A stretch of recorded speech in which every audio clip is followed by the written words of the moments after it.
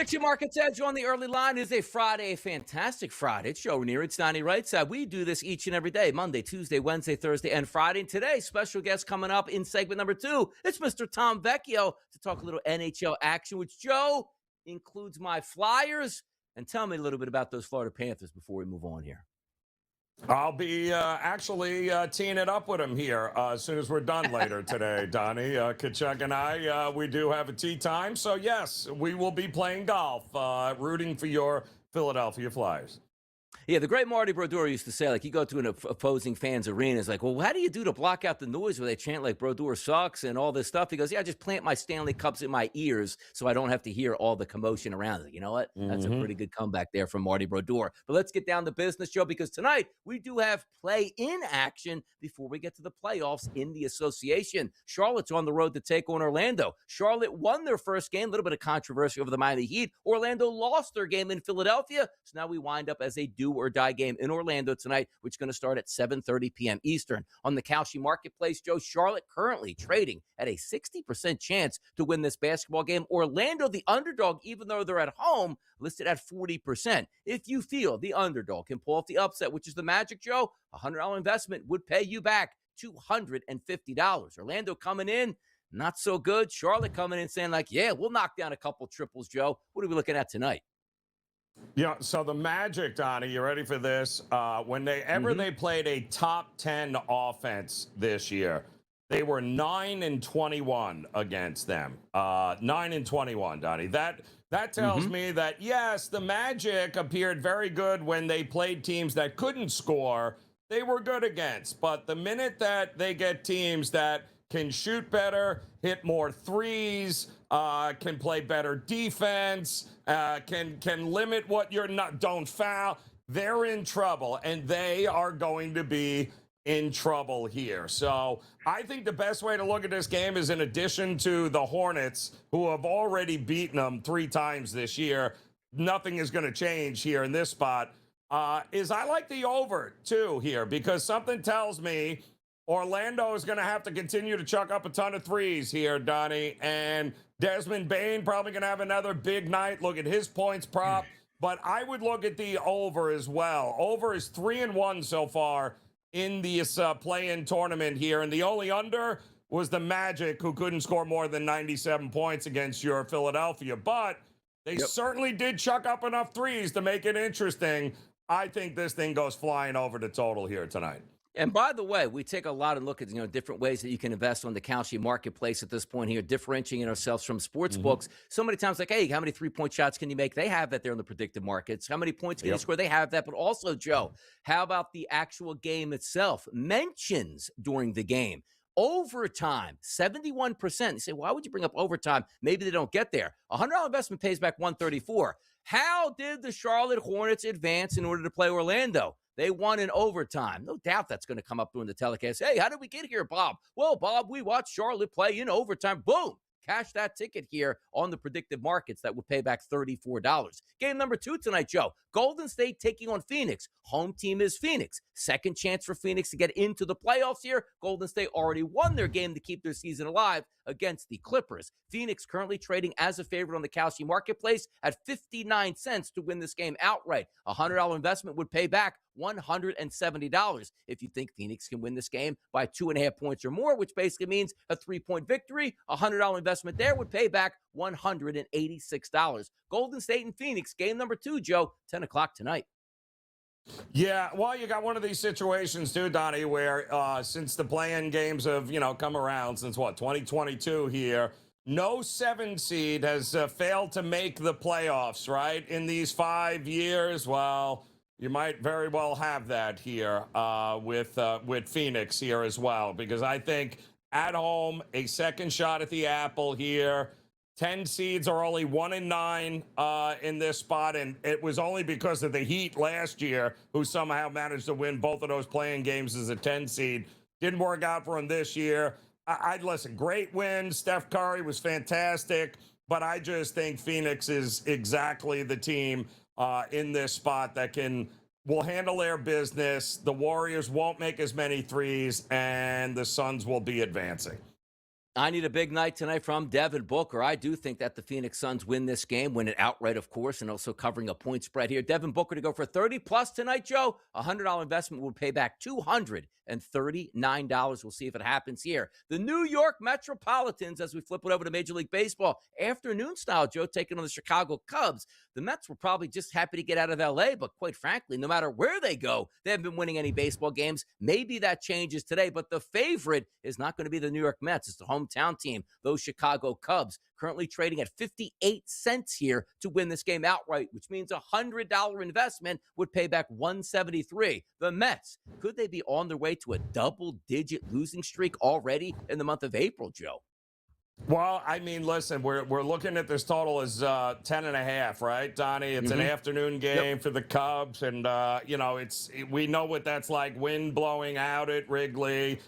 But I'm sorry, man. Nothing about what the Mets offensively are doing screams that this is the game. I don't care what the weather at a ballpark is. You can't trust them to add enough offensively to this game. And by the way, Edwin Cabrera enters this game 1.62 ERA. He's already 1-0. The heavy lifting would have to be done in a total spot by the Cubs. I just can't trust the Mets to add enough to want to go over. I think the under is the way to look in this game.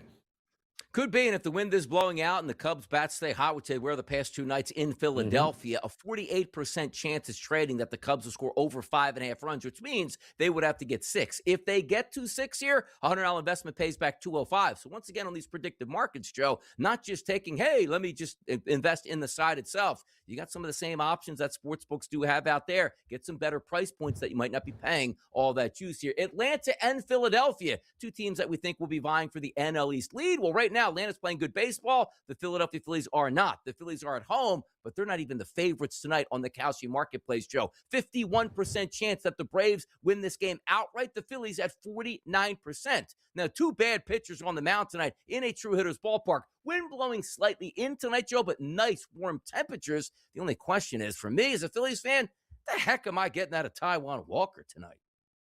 Well, I think what you're getting is runs, Donnie, and I think that's exactly what the Braves will get also is runs on him.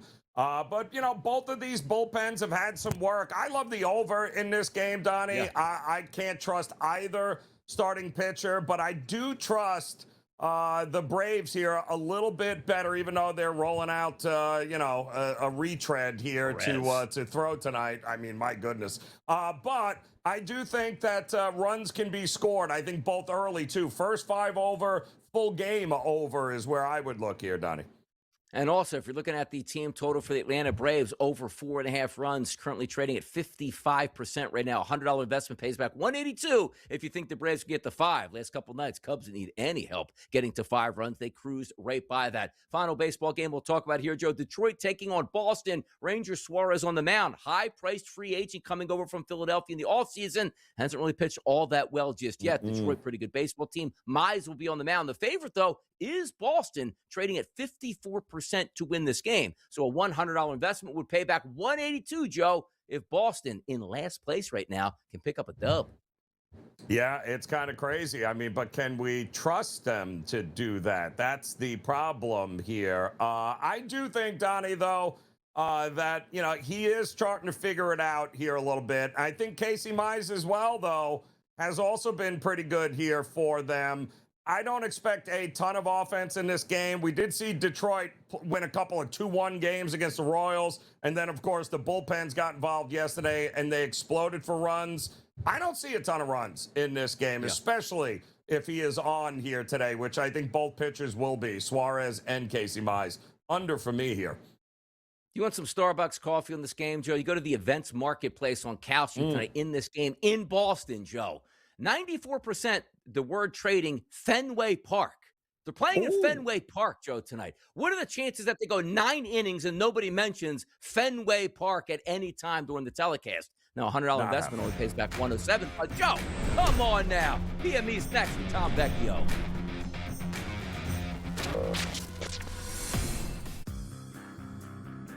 Not all these kids, but the majority of these kids in the top 10 have had things handed to them since they're in 3rd grade because they're special athletically.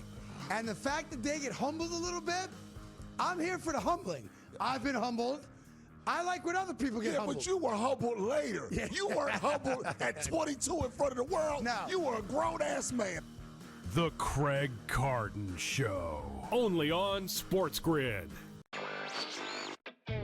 For those people who use YouTube, there's a new feature that is powered by AI. And what is this exactly, Simon? So let's say you're watching Yankees highlights, and you can say, YouTube, when is the next game at Yankee Stadium? You see that information on the screen. How much is the cost? What seats are available? You see that information on the screen.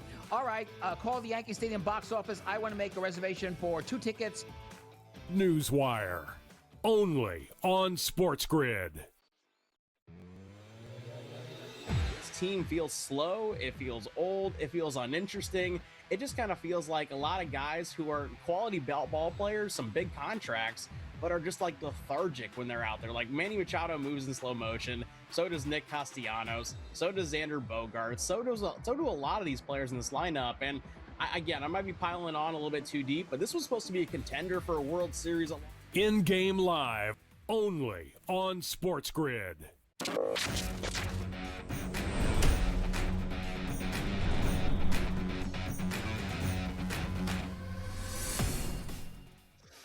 Right back at it on Prediction Markets Edge on the early line. Is a Friday, a festive Friday at that. Donnie, Rightside, Joe Raineri. Let's welcome in Tom Vecchio. The hockey playoffs are just about to begin. Love this time of year, Tommy. How we feeling? Yeah.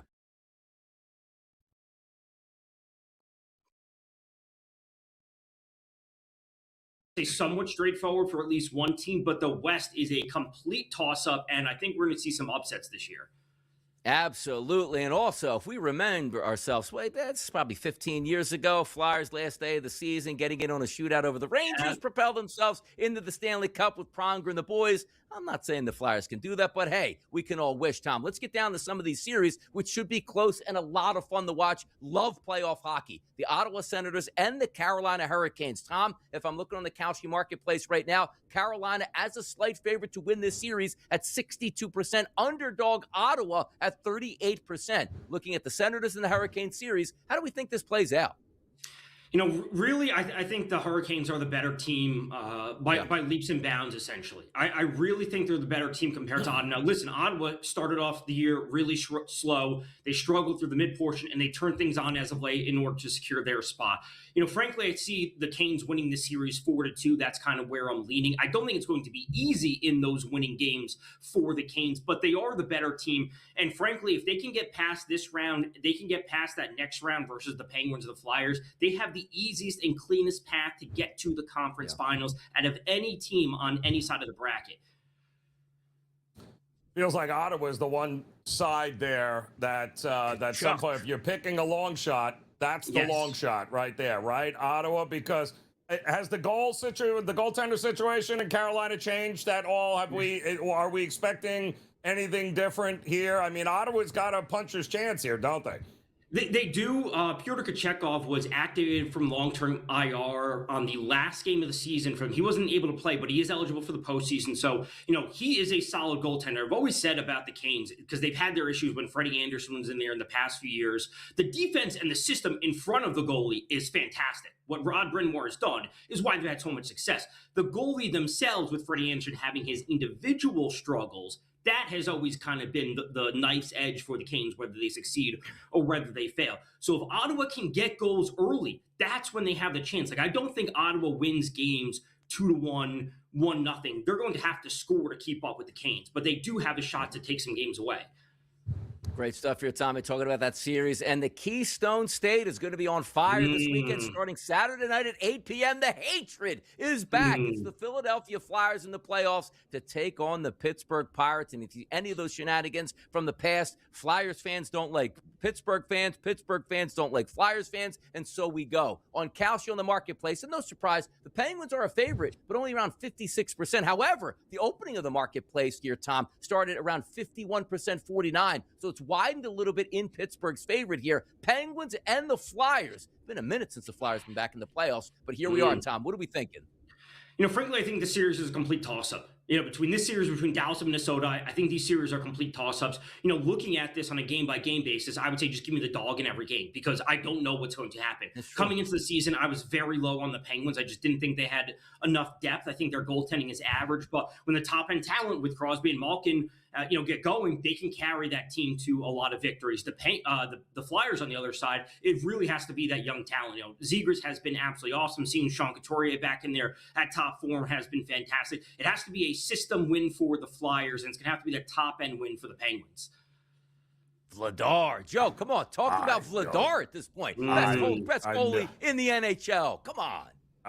One and done? Is that what we think here? Is it one and done for one series and done for both of these things? Well, I'm not bitter at all here. But listen, if you want to look at a big picture here, because I think everyone understands out west, it's we know it's going to be, well, let's just pencil Colorado in. But if you had to take a guess here, Tom, who would they be playing? What is the final setup going to look like here? Who's coming out of the West? Who's coming out of the East? Like I said, I think Carolina has a very easy path to get to the conference finals. I still believe Tampa's the strongest team overall when it comes to the Eastern Conference. And when it comes to the West, everyone's going to be looking at Edmonton. Oh, they've been to 2 straight Stanley Cup finals. Listen, the Ducks are good.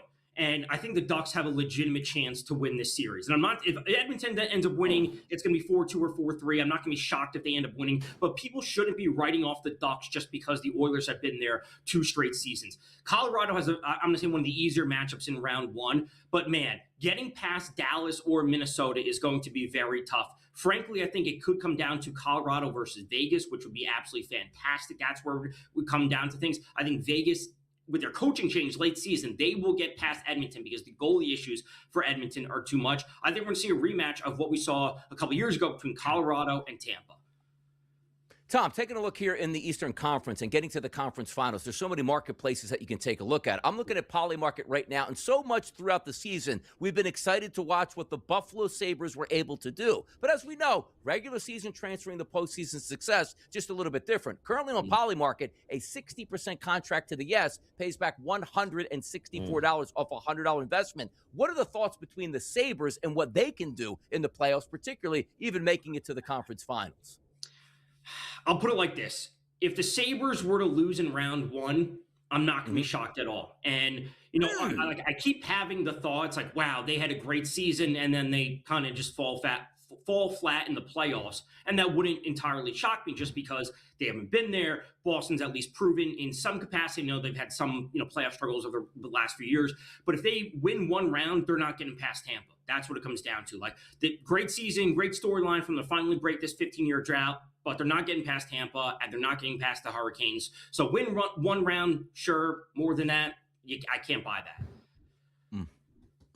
Just sounds like we're talking very chalkiness here when it's all said and done. I think right? we'll have a exciting series, but it may end up chalky.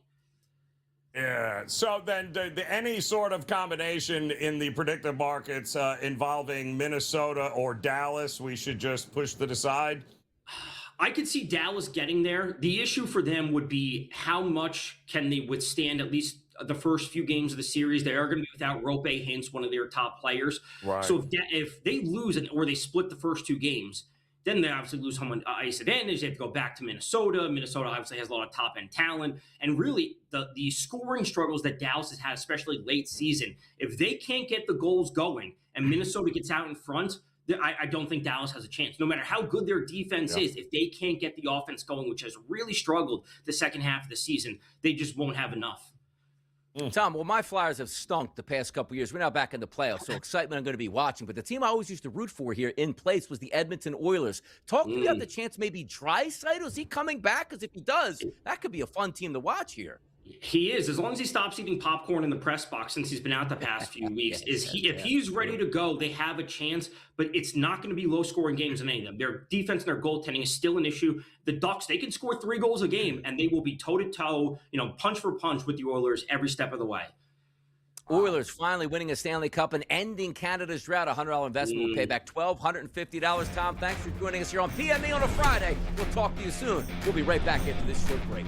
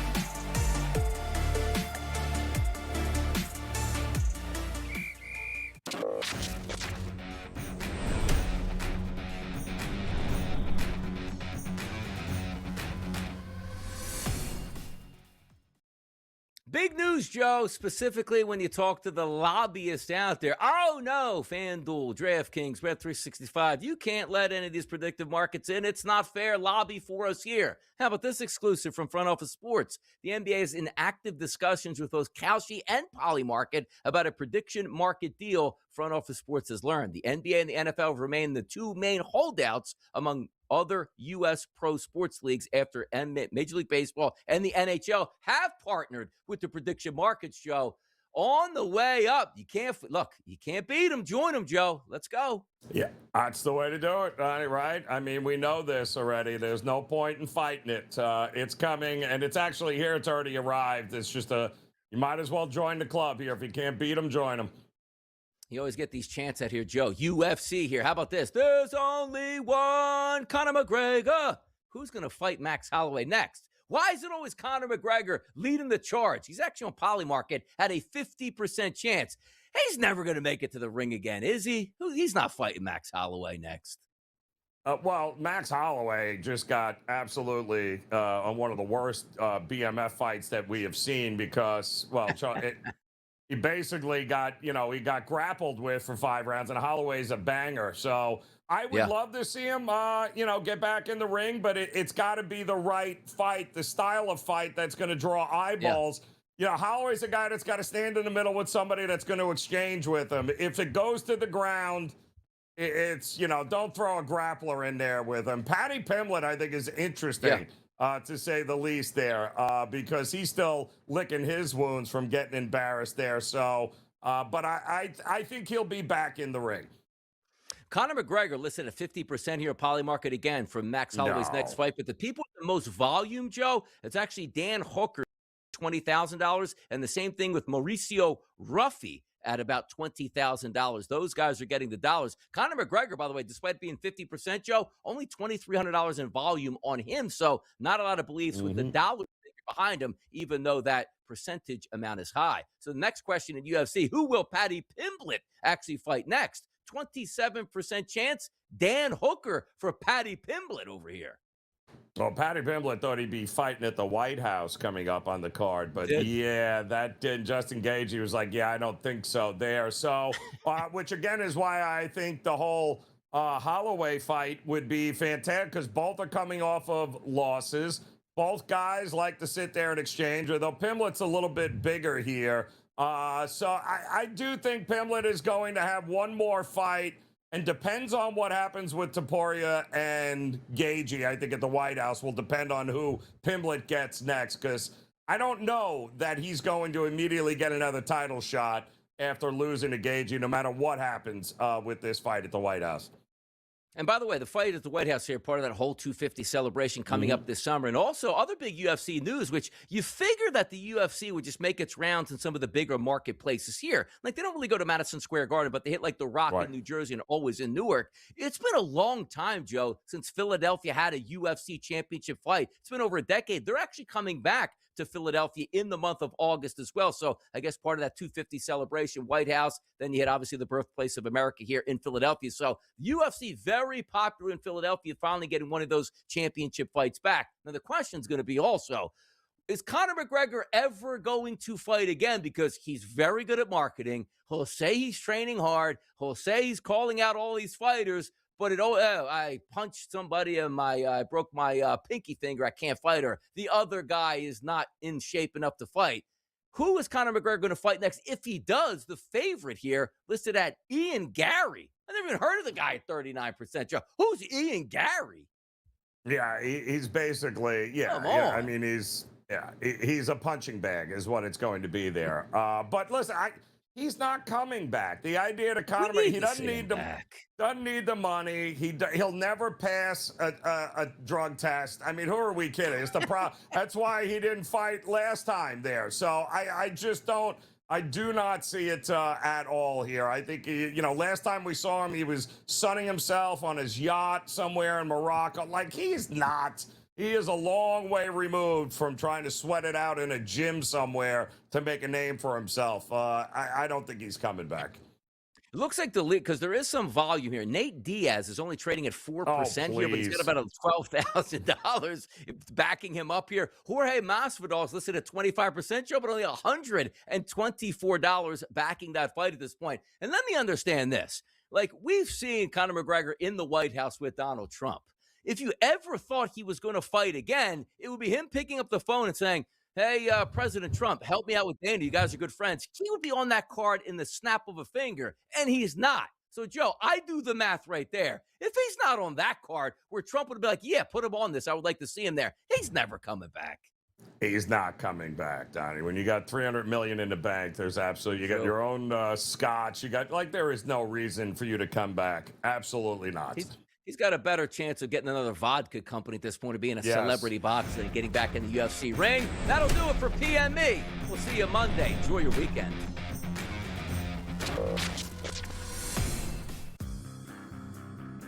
Not all these kids, but the majority of these kids in the top 10 have had things handed to them since they're in 3rd grade because they're special athletically.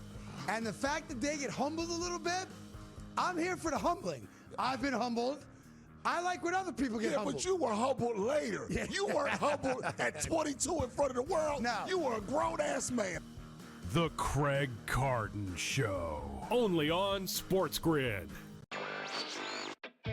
For those people who use YouTube, there's a new feature that is powered by AI. And what is this exactly, Simon? So let's say you're watching Yankees highlights, and you can say, YouTube, when is the next game at Yankee Stadium? You see that information on the screen. How much is the cost? What seats are available? You see that information on the screen. All right, call the Yankee Stadium box office. I want to make a reservation for 2 tickets.